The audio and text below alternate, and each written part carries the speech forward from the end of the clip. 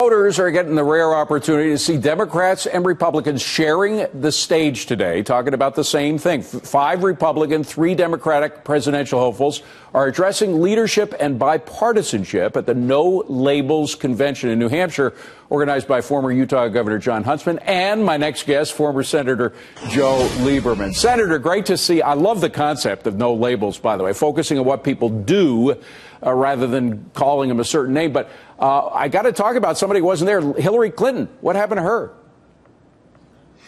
her? First, great to be with you. Well, I gather, I mean, we tried, and we had a satellite truck out in Las Vegas because the other Democratic candidates are out there getting ready for the debate tomorrow night. But I think they just felt that the Clinton campaign that they wanted Hillary to focus on the debate preparation. So we're sorry about it, but we're going to give her a lot of other chances to come before No Labels. You know, part of the problem is that a bipartisan I know no labels. I like the idea of no labels. Labels can be misleading. You focus on what people call each other rather than what they do. Right. However, somebody like her who's had so many different positions on the same issues, whether it's the Keystone Pipeline or the Pacific trade deal, she's taken both sides of those 2 issues, just to name 2.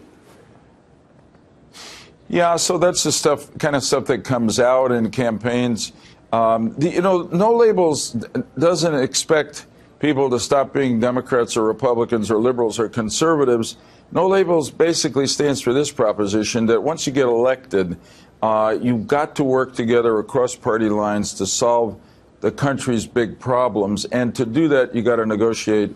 And probably you got to compromise, not a compromise of principle, but settling for less than 100%. President Reagan always said he'd always take a half loaf over no loaf. Oh, he was great at that, and he worked with Tip O'Neill and a lot of other Democrats to make it happen. But we had an example of this not working with SimpsonBowles. Here, the president put together this bipartisan commission to talk about tax reform. They came up with what I think was a terrific set of plans to lower tax rates, get rid of deductions, and the president threw it in a garbage can.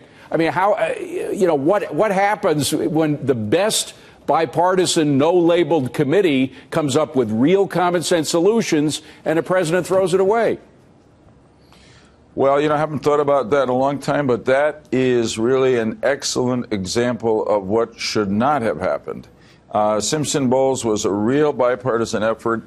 Frankly, the SimpsonBowles plan, if you put it before members of Congress in private, I bet 80 to 90% would say, obviously, this is the way to get us out of the deficit situation and spur a lot of economic growth and job creation. And I think that was one of the great missed opportunities and mistakes of the Obama presidency. That the president should have grabbed that and run with it to the American people and to Congress. And finally, Iran. I mean, that's another issue where you have people with different labels taking the same view that this gave too much to a country that wants our death and destruction. They call for it all the time. What's your feeling there? Why did that bipartisan opposition to the plan fail to get what it wanted?